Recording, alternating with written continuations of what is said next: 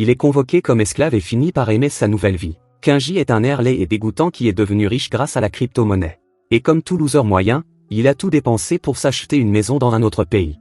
Bref, il est devenu un riche typique qui se moque de tous les plébéiens comme nous qui doivent se lever tôt pour travailler. Mais soudain, un portail est apparu sous lui et l'a emmené dans un nouveau monde appelé Amuria. Là, il découvre que des créatures appelées semi-démons le regardent comme s'il était bizarre. Quelques jours plus tard, nous apprenons que Kinja est devenu mineur pour une société nommée Reza. Non pas parce qu'il a décidé de mener une vie modeste, mais parce qu'il a contracté un prêt d'or qu'il n'a pas pu rembourser. Il voit Belza, la directrice de l'entreprise, faire un discours à tous les travailleurs.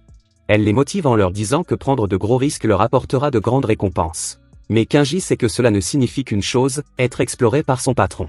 Il y a longtemps, ces mines étaient des donjons remplis de monstres et d'objets précieux. Les humains les plus forts les exploraient pour devenir célèbres et se couvrir de gloire. Mais au fil du temps, on a découvert une roche spéciale, la démonite, qui peut être utilisée comme source d'énergie. Belza dit aux ouvriers qu'ils doivent prendre de gros risques pour obtenir de bons résultats.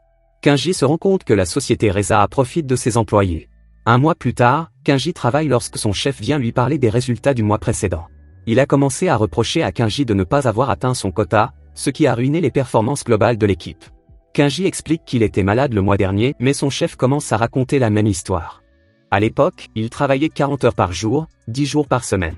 Kenji est frustré, il travaille 16 heures par jour, les conditions de vie sont pires que celles d'un réfugié et il ne peut prendre une douche qu'une fois par mois.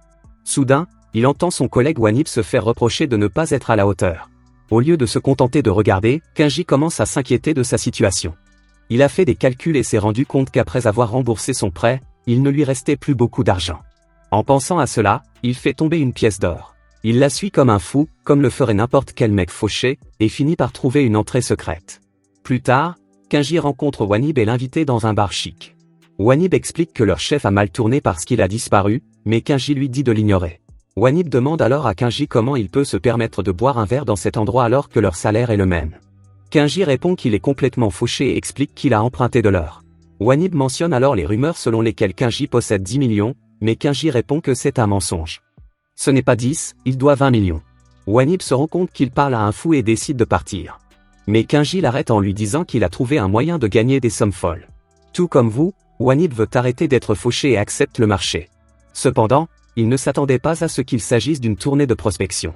C'est une façon amicale de dire qu'ils vont explorer les mines et peut-être trouver des monstres. Bien que l'entreprise n'ait pas d'assurance travail, le chef les autorise. Pendant les préparatifs, Wanib explique qu'il est dangereux de s'enfoncer dans la mine. Mais Kenji s'en moque car les étages inférieurs contiennent beaucoup plus de démonites. De plus, ils obtiendront un bonus s'ils trouvent d'autres types de minerais. Wanib répond que tous ceux qui partent en prospection finissent par mourir. Mais Kenji explique qu'il a trouvé une entrée secrète au 3e étage lorsque sa pièce a traversé un mur. Il a passé tout l'après-midi à l'explorer pour s'assurer qu'il n'y avait pas de danger. Ils se rendent tous les deux dans le donjon et commencent à collecter autant de démonites que possible. Pendant qu'ils travaillent, Wanib remercie Kenji d'avoir pensé à lui. Mais Kenji lui fait comprendre que Wanib est un perdant solitaire typique. Mais un perdant solitaire est toujours mieux qu'un perdant qui se regroupe avec d'autres perdants. Ils amassent beaucoup de minerais et sont heureux, pensant à l'argent qu'ils vont gagner. Alors qu'ils tentent de remonter à la surface, un gros dragon leur tend une embuscade et tente de les dévorer. Les garçons se cachent et Kenji s'inquiète de la fin de tout cela. Soudain, il se tourne vers Wanib, souriant comme un monstre, et lui demande de servir d'appât. Kenji lui donne alors un coup de pied contre le dragon et s'enfuit. Le dragon remercie pour le repas, tandis que Wanib commence à s'excuser auprès de ses parents. Kenji apparaît au sommet d'un rocher et commence à dire des bêtises. Le dragon se présente sous le nom de Rim et Kenji décide de conclure un marché. Si Rim travaille pour lui et l'aide à obtenir des démonites, Kenji lui donnera en échange toute la nourriture qu'il désire. Rim accepte le marché et se transforme en une forme plus petite. Il s'avère que Rim est une fille. Kenji est fier de lui et pense qu'il est sur le point de redevenir riche. Un mois plus tard, leurs bénéfices augmentent considérablement, mais il y a un problème. Kenji n'a fait aucun bénéfice parce qu'il a dépensé tout son argent pour nourrir Rim. Wanib lui décide de travailler plus dur pour gagner plus d'argent. Ce faisant, il découvre un espace rempli d'armes magiques. Kenji essaie d'analyser si l'état de ses armes est suffisamment bon pour les vendre. Jusqu'à ce que Rim révèle qu'il s'agit de ses toilettes. Les deux hommes sont choqués et Kenji lance le bâton contre le visage de Wanib. Il est confus car les armes ont l'air encore très propres. Rim explique que c'est parce que tout ce qu'elle digère se transforme en pouvoir magique. Rim commence à se plaindre qu'elle a faim et Kenji panique car il n'a rien à offrir. Soudain, Wanib se lève et offre sa queue à Rim. Kenji est confus, mais Wanib affirme qu'elle repoussera avec le temps. Étrangement, Wanib lui demande son prochain ordre. Kenji tente de le repousser, pensant qu'il a perdu la tête. Mais Rim explique que Wanib était probablement hypnotisé lorsqu'il a été frappé par le bâton. Kenji décide de vérifier et découvre que ce bâton peut laver le cerveau et hypnotiser les gens. Kenji décide alors d'hypnotiser tous ses collègues, y compris son chef, afin qu'ils travaillent pour lui sans relâche. Cela permet d'augmenter les bénéfices du mois suivant, ce qui réjouit Kenji. Wanib se rend compte que Kenji exploite tout le monde, comme le fait leur entreprise. Il essaie de lui dire que ce n'est pas bien et que c'est un crime de profiter de ses collègues. Mais Kenji l'ignore et affirme que cela a augmenté l'efficacité de leur travail. Cependant, cette soi-disant efficacité commence à diminuer avec le temps. Rim est celui qui utilise le personnel, tandis que Kenji essaie d'élaborer un plan pour le maintenir. Il ordonne à Wanib d'acheter des potions pour augmenter la charge de travail de chacun, mais Wanib prétend que tout le monde a déjà atteint sa limite. Kenji explique que tout le monde devrait être heureux d'être son esclave, mais à ce moment-là, le bâton se brise. Il continue d'expliquer son plan pour continuer à les utiliser et ne remarque pas que tout le monde est redevenu normal. Soudain, il remarque que tout le monde le regarde pendant qu'il rit comme un fou et se fait battre à tour de bras. Comme si cela ne suffisait pas, Rim se plaint également d'avoir faim. Il lui dit de comprendre sa situation actuelle, mais son visage devient diabolique lorsqu'elle mentionne sa promesse qu'elle pourrait le manger si elle n'était pas satisfaite. Le lendemain, Kenji retourne au travail et apprend que les supérieurs s'intéressent à lui et à Wanib parce qu'ils ont gagné beaucoup plus d'argent avec les précieux démonites. Ils reçoivent tous les deux une lettre leur annonçant qu'ils vont être transférés à la division de l'exploration. Ce groupe comprend différentes sections, comme le groupe 3, qui s'occupe de la chasse aux grands monstres. Ils sont considérés comme l'élite et sont chargés d'agrandir la zone minière. Ensuite, Kenji et Wanib travaillent dans le groupe 8, qui aide les chasseurs à combattre les monstres. Ils commencent par nettoyer les donjons et effectuer de petits travaux. Pendant qu'ils travaillent, Wanib ouvre un coffre de donjon par curiosité, et un monstre à tentacules en sort et l'attrape. Kenji décide alors de donner une partie des objets qu'ils ont collectés pour sauver Wanib. Plus tard, Kenji reçoit un appel d'un supérieur qui lui dit qu'il doit prendre la relève de Wanib parce que ce dernier est en congé. On lui dit aussi qu'on va réduire le salaire de Kenji parce qu'il s'est débarrassé des affaires de l'entreprise pour sauver Wanib. À la maison, comme il n'a pas beaucoup d'argent, Kenji donne à Rim quelques restes à manger, même si elle n'est pas contente. Soudain, elle sent une bonne odeur sur Kenji et découvre qu'il cache un morceau de viande rare. Kenji, qu'il a obtenu à un bon prix, n'est pas aussi chanceux car Rim mange tout. Cela met Kenji hors de lui. Furieux et n'ayant pas d'autre choix, Kenji se voit confier une importante boîte de potions et retourne au donjon pour travailler. Il sait que ce n'est pas ce qu'il est censé faire de sa vie, mais il n'a pas le choix. Pendant qu'il travaille, il rencontre un chasseur Reza qui fuit un groupe de fourmis géantes. Le chasseur demande à Kenji de se sacrifier pour lui, mais Kenji n'écoute pas. Au lieu de cela, il rejoint le chasseur et saute dans un lac pour échapper aux fourmis. Au bout d'un moment, ils arrivent à un entrepôt de Reza tenu par un vieil homme. Kenji tente de contacter un supérieur pour obtenir de l'aide, mais ce dernier ne le croit pas. Les monstres sont censés rester sur leur territoire et ne pas se contenter d'apparaître au niveau supérieur. Une bande de fourmis attaque l'entrepôt et Kenji cherche quelque chose qui pourrait les aider à s'enfuir. Il trouve une potion qui leur permet de se transformer en fourmis. Dans le donjon, Kenji découvre qu'il peut parler aux fourmis et décide de parler à l'une d'entre elles, la fourmia. Il la convainc de se rebeller contre sa reine, qui les maltraitait. Kenji explique à la fourmi qu'il est un conseiller et un partisan des fourmis. Il a remarqué que la fourmi était fatiguée, alors il a voulu l'aider. Au bout de quelques minutes, Kenji parle à la plupart des fourmis et les amène à affronter la reine, avec l'aide du chasseur et du vieil homme. Kenji, devenu humain, fait face à la reine et la convainc de donner leurs droits aux fourmis ouvrières.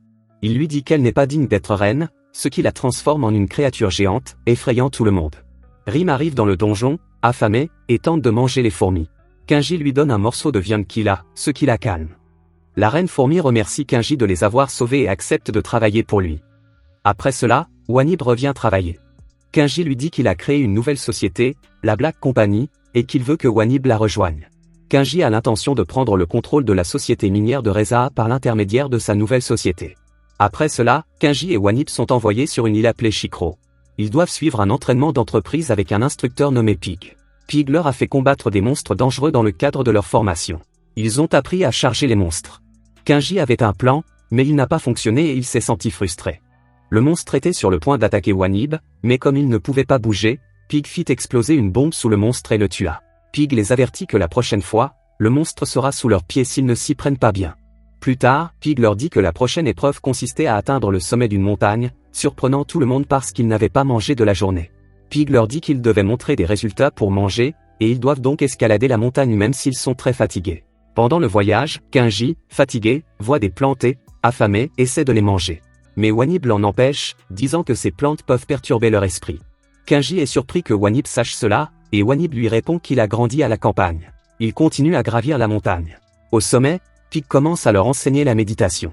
Lorsqu'il voit que certains d'entre eux ne s'y prennent pas correctement, il les menace avec une arme. Pendant que le groupe se repose, Kenji remarque que Wanib agit bizarrement et qu'il est très heureux de tout ce travail. Kenji voit aussi qu'Elfman, quelques créatures avec eux, ne sont pas contents du travail, mais que d'autres créatures le sont. Cela inquiète Kenji car il commence à penser comme Wanib, et cela ne lui semble pas normal. Il s'avère que Pig a utilisé différentes méthodes pour hypnotiser les ouvriers et les faire travailler sans se plaindre. Les jours suivants, tous les employés se sont mis à travailler joyeusement, devenant de véritables esclaves de l'entreprise. La division des mages noirs utilisait un puissant sort de lavage de cerveau pour l'hypnose. Kenji devint lui aussi un esclave et suivit les ordres.